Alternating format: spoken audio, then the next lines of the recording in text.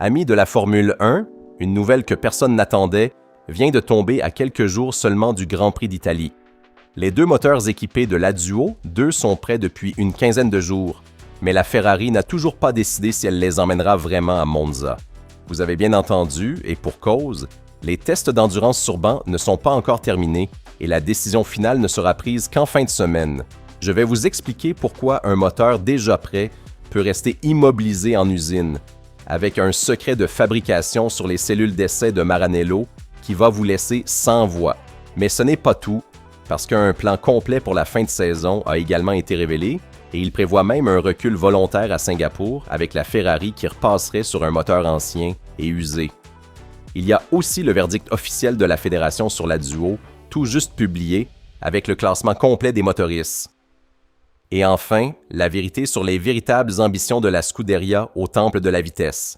Car à Maranello, tout le monde sait très bien que ce circuit n'est pas leur terrain de prédilection. Je vais maintenant vous raconter tout cela dans le détail. Si vous ne voulez manquer aucune mise à jour sur la Ferrari et sur la Formule 1, laissez un like à la vidéo et abonnez-vous à la chaîne pour rester toujours informé.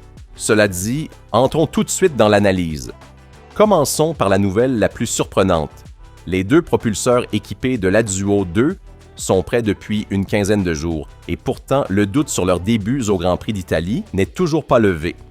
La décision définitive ne sera prise qu'en fin de semaine, au moment de la validation du matériel qui sera expédié à Monza. Cela peut sembler anachronique, mais c'est le reflet d'une réalité rendue extrêmement complexe par les règlements actuels. La fermeture obligatoire de l'usine pour les congés d'été n'a pas aidé, car cette interruption a allongé les délais de vérification du nouveau 6 cylindres. Un test d'endurance implique qu'une unité couvre sans le moindre problème de fiabilité l'intégralité de son cycle de vie et pour être homologuée, elle doit parcourir sur banc l'équivalent d'au moins 6 Grands Prix. Et c'est là qu'intervient un détail que très peu de personnes connaissent, non?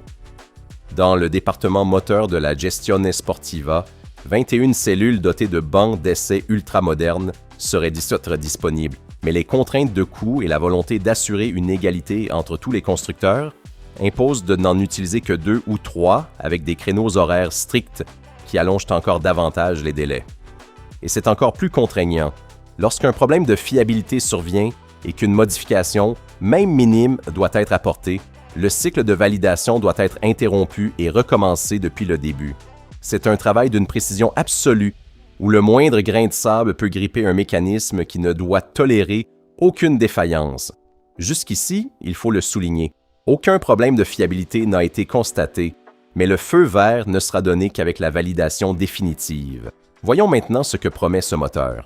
On parle d'un 6 cylindres offrant une quinzaine de chevaux supplémentaires et une courbe de puissance entièrement redessinée, grâce à laquelle on espère réduire l'écart sur les concurrents tout en améliorant la phase de recharge de l'hybride. Et les modifications ne se limitent pas au turbo Garrett. Des interventions ont également été effectuées dans la chambre de combustion, permettant de mieux exploiter le nouveau carburant homologué par Shell, spécialement pour Monza. Le gain de performance découle de l'effet combiné d'une essence à plus fort pouvoir calorifique et d'un propulseur évolué. Le nouveau groupe turbocompresseur devrait en outre permettre au moteur de maintenir sa puissance de manière plus efficace, avec de meilleures performances sur les lignes droites. Plusieurs composants secondaires ont également été revus. Voici maintenant la partie stratégique la plus intéressante, car le début à Monza a fait l'objet d'une analyse très approfondie. La Ferrari y homologuerait sa 4e unité moteur de la saison, tandis que les 3 premières unités utilisées durant l'année resteraient en rotation, principalement lors des séances d'essais libres des différents Grands Prix. L'objectif est limpide: maximiser la durée de vie utile des unités les plus évoluées et les plus puissantes. Et c'est précisément cette rotation qui explique le mouvement suivant, celui qui va faire parler. Car immédiatement après le Grand Prix d'Italie, la Ferrari serait déjà prête à effectuer un recul volontaire à Singapour.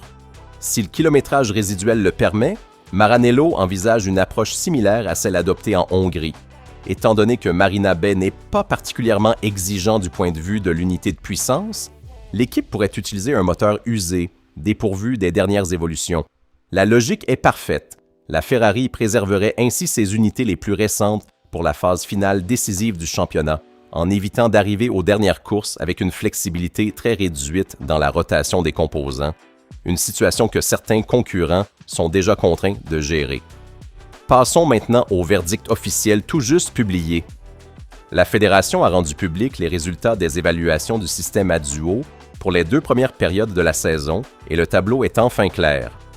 Rappelons le fonctionnement du mécanisme. Il sert à rééquilibrer les performances des moteurs thermiques accusant un écart égal ou supérieur à 2% par rapport à l'unité de référence. Pour la première période, celle qui s'est achevée au Canada, le classement a été confirmé même après la demande de révision présentée par Red Bull. Le moteur de l'écurie autrichienne reste la référence absolue et c'est précisément pour cette raison qu'elle ne pourra pas développer sa propre unité de puissance. Mercedes a en revanche été placée dans la fenêtre de désavantage comprise entre 2 et 4%, obtenant la possibilité d'effectuer une réhomologation supplémentaire cette année et une autre en 2027. Audi, Ferrari et Honda ont quant à elles été identifiées avec un écart supérieur à 4% et ont donc obtenu 2 réhomologations supplémentaires en 2026 et 2 autres en 2027, en plus des augmentations correspondantes du plafond de dépenses et des sessions sur banque d'essai.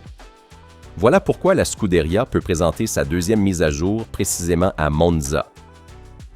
Et pour la deuxième fenêtre de relevé, celle couvrant la période entre le Grand Prix de Monaco et celui de Hongrie, aucune homologation supplémentaire n'a été accordée à quelque constructeur que ce soit. Un résultat qui fige de fait la situation actuelle. Sur les modalités d'analyse, c'est Nicolas Stombazzi, directeur monoplace de la Fédération, qui s'est exprimé directement. Nous avons mené une analyse approfondie et exhaustive dans le cadre de notre processus de révision. Avec la publication des résultats de la deuxième période, nous sommes confiants que, au regard de la qualité des données, l'analyse est incroyablement solide, nous offrant un niveau élevé de fiabilité dans nos conclusions. Il a également ajouté « C'est la première année du système, il est donc naturel qu'il existe des aspects que nous pourrions faire évoluer au fil du temps, en concertation et en discussion avec l'ensemble des constructeurs. » La Fédération a néanmoins réaffirmé que, pour protéger la confidentialité et la propriété intellectuelle des constructeurs, aucun détail supplémentaire sur les mesures ne sera divulgué. La troisième et dernière période de révision couvrira les courses de la 12e à la 18e, c'est-à-dire de Zandvoort jusqu'à Mexico. Mettons maintenant les choses au clair sur les véritables ambitions. Il est juste de dire que la Scuderia n'arrive pas à Monza avec l'objectif de gagner. Les caractéristiques du temple de la vitesse ne correspondent pas, sur le papier, à la SF26.